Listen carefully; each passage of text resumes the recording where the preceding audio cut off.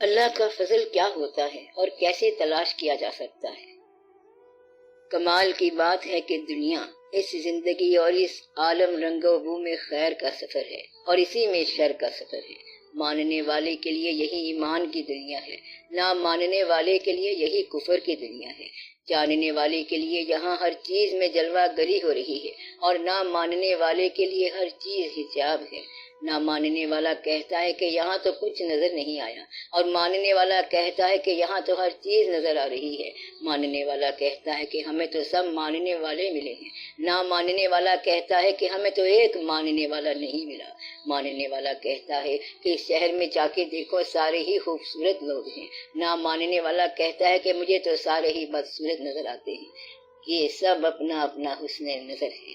تو گویا کہ اللہ کا فضل تمہارا اپنا ہی نام ہے، اور اگر تمہارا اپنا نام اللہ کا فضل نہ ہو تو تم نے فضل کیا لینا ہے؟ سب سے پہلے تو اپنے اس وجود کی توحید کی قدر کرو کہ جو اس نے عطا کر دیا، یہ نگاہ عطا کر دی، یہ دماغ عطا کر دیا، یہ جسم عطا کر دیا، یہ گھوڑا عطا کر دیا، پھر جوڑا پہنا دیا، یہ جو کچھ ہے اس کا شکر ادا کرو۔ یہ فضل ہی فضل ہے۔ تو فضل کا متلاشی فضل ہی سے ہمکنار ہوتا ہے۔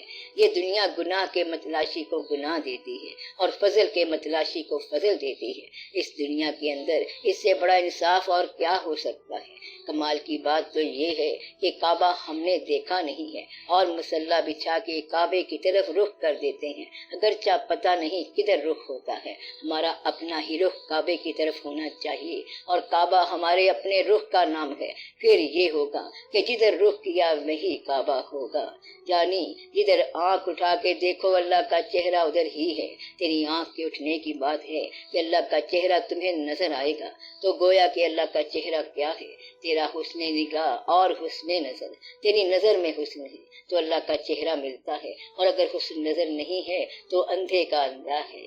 یعنی یہاں جو اندھا ہے وہ آخرت میں بھی اندھا ہوگا، جو یہاں صاحب بینا ہے وہ وہاں بھی بینا ہوگا۔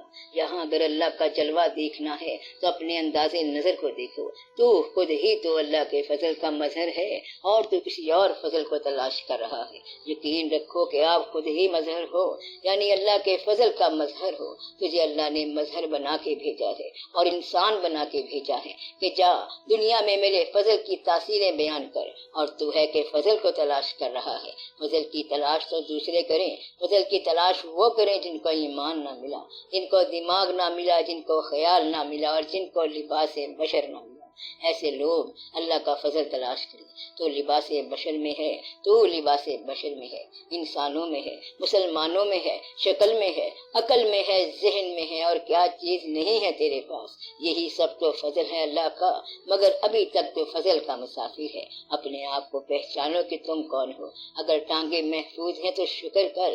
شیخ سعدی رحمت اللہ نے ایک واقعہ بیان کیا ہے کہ ایک آدمی نے گلہ کیا کہ میرے پاس جوتا نہیں ہے، آگے جا کے دیکھا تو ایک آدمی کی ٹانگیں ہی نہیں۔ اس آدمی نے فوراً شکر ادا کیا۔ کمال کی بات تو یہ ہے کہ جوتوں کا گلہ کرنے والا جوتے کے بغیر ہی شکر کر گیا۔ یہ حسن نظر ہے۔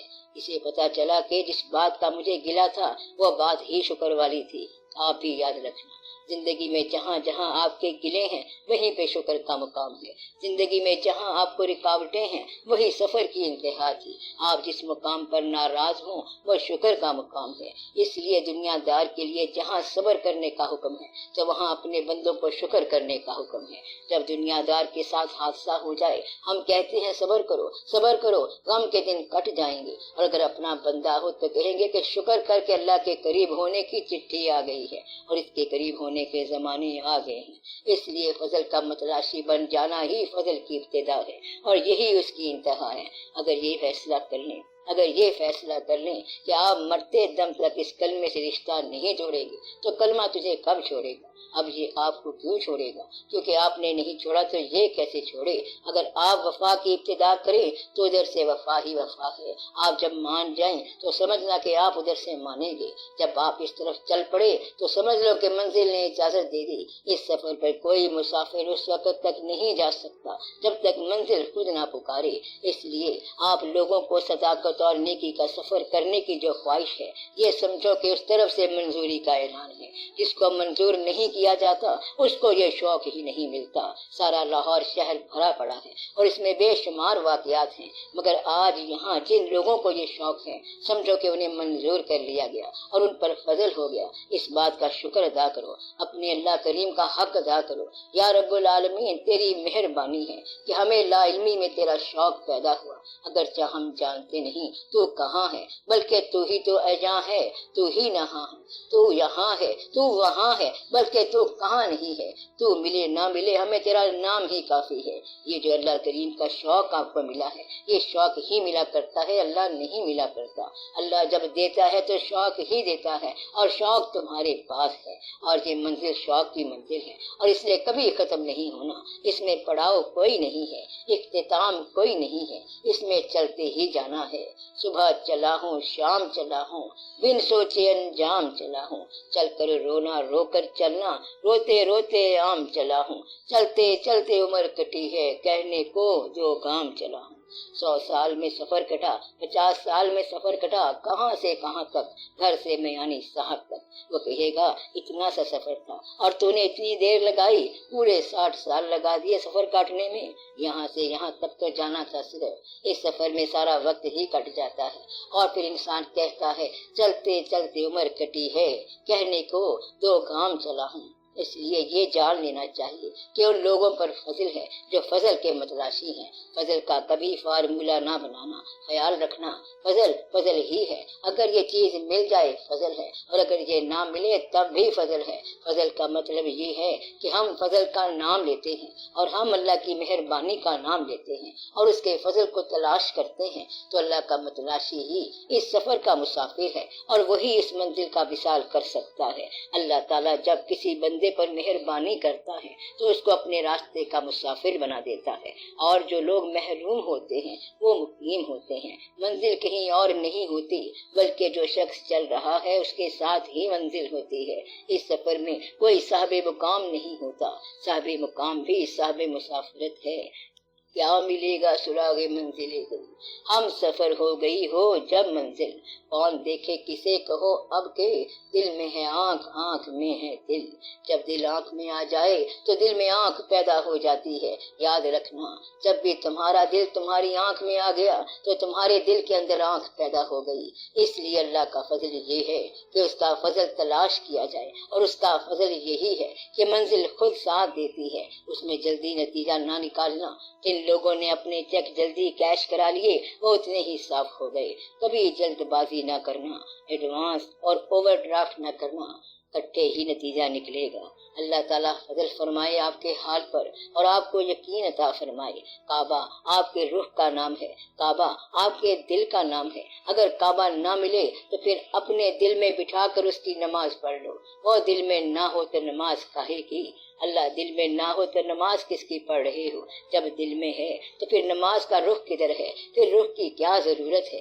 دل میں نہیں تو رخ کس کام کا؟ دل میں ہے تو رخ کی کیا ضرورت ہے؟ تو آپ کے دل میں جو بات اتر گئی ہے وہی آپ کا انجام ہے۔ اگر آج آپ کو موت آ جائے اور جس خیال میں آپ مرو وہی آپ کی عاقبت ہے، آپ جس خیال میں زندہ ہو وہی آپ کی عاقبت ہے۔ گویا کہ اگر تم اس کے خیال میں ہو تو وہ تمہارے خیال میں ہے۔ اللہ کا فرمان ہے کہ تم میرا ذکر کرو میں تمہارا ذکر کرتا ہوں۔ تم اس کا خیال رکھتے ہو وہ تمہارا خیال رکھتا ہے۔ تم اس کو یاد کرو وہ تمہیں یاد کرے گا۔ تم اس کی مانو وہ تمہاری مان لے گا۔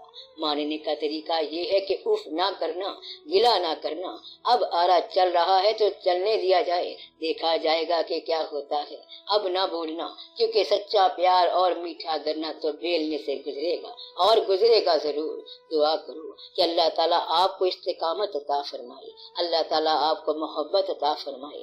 اپنے آپ میں پکے رہنا، ظاہری حاصل کچھ نہیں ہوتا، بس اپنے آپ میں پکے رہو، فضل کو پکارتے رہو۔ فضل آ جائے پھر بھی مانگتے رہو۔ فضل کسی خواہش کے پورے ہونے کا نام نہیں ہے، فضل مانگتے رہنا چاہیے۔ فضل کرتا جا، پھر فضل کرتا جا، پھر فضل کرتا جا، اور جب دل میں آ جائے مہمانوں کی طرح تو پھر اس کی نماز پڑھو جیسے نماز پڑھنے کا حق ہے۔ خیال صحیح ہونا چاہیے، ایمان صحیح ہونا چاہیے۔ اللہ تعالیٰ آپ سب پر اپنا فضل فرمائے۔ آمین بھی رحمت کا یا ارحم الراحمین۔ آپ نے فرمایا ہے کہ جو تکلیف اللہ کی طرف راغب کرے وہ اللہ کا احسان ہوتی ہے۔ تو اگر گناہ کبیرہ کے بعد انسان اللہ کی طرف راغب ہو جائے تو اگر گناہ کے بعد انسان اللہ کی طرف راغب ہو جاتا ہے تو آپ یہ سمجھو کہ اصل میں اللہ تعالیٰ کی طرف راغب ہونے کا فیصلہ انسان نہیں کر سکتا، یہ اللہ تعالیٰ کی منشا ہے۔ اور چونکہ وہ انسانوں کو بے پناہ معاف کرنے والا ہے اور جب معاف کرنے پر مائل ہوتا ہے تو انسانوں کو اپنے دروازے کا سائل بنا دیتا ہے۔ توبہ کے بعد گناہ کا ذکر بھی گناہ ہے۔ توبہ کا معنی ہے رجوع اللہ، یعنی راستہ مڑ جانا۔ جب انسان اللہ کے پاس آتا ہے تو توبہ کر کے آتا ہے۔ توبہ کے بعد ذکر گناہ منع ہے، اور توبہ کی منظوری کا ثبوت یہ ہے کہ یاد گناہ بھی ختم ہو جاتی ہے۔ گناہ کبیرہ کو ذریعہ نیکی اس لیے نہیں کہہ سکتے کہ زمانہ اسی کے اندر مبتلا ہو جاتا ہے۔ گناہ کبیرہ اگر اس کو کہیں گے تو یہ اللہ کے لیے ایک چیلنج ہو جائے گا کہ اس نے کس طرح معاف کر دیا ہے۔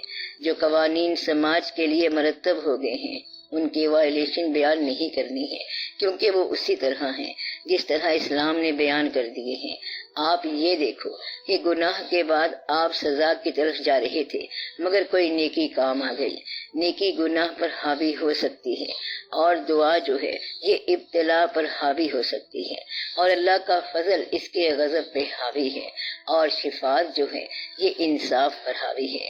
اس لیے آپ اللہ کے احسانات دیکھو، صرف ماں کی دعا سے اور باپ کی دعا سے کتنے کام بن جاتے ہیں۔ آپ کے بزرگ آپ کے لیے دعا کرتے آئے ہیں، اور آپ کے آنے والے بچے بھی آپ کے لیے دعا کریں گے۔ اس لیے گناہ اللہ کی بارگاہ سے ایک قسم کا انکار ہے۔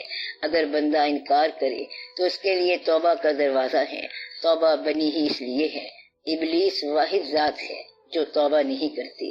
ابلیس کہتے ہی اس کو ہیں جو اللہ کی رحمت سے مایوس ہو۔ وہ آدمی جو اللہ کی رحمت سے مایوس ہو جائے وہ ابلیس ہے، اور انسانوں میں ابلیس وہ ہے جو توبہ کا دروازہ بند سمجھتا ہے یا جو دعا کے قریب نہیں جاتا۔ دعا پر جس کا فید نہیں ہے اس کے لیے بخشش نہیں ہے۔ دعا کا مطلب ہی یہی ہے کہ ہمارے اعمال اس قابل نہیں ہیں کہ اللہ کے سامنے پیش کر سکیں۔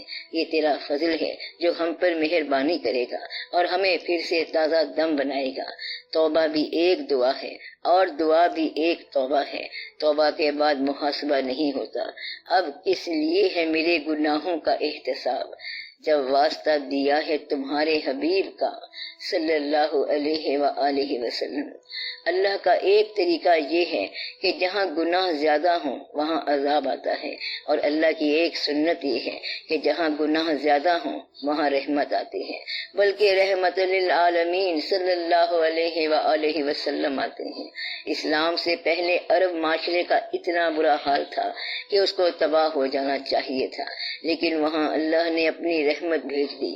گویا کہ برا حال بھی ایک طرح کی دلیل ہے کہ اب اللہ کی رحمت آنے والی ہے، کہ ہم گناہ میں اتنے مبتلا ہو گئے ہیں کہ ہمارے عمل کے ذریعے اس کی اصلاح نہیں ہو سکتی۔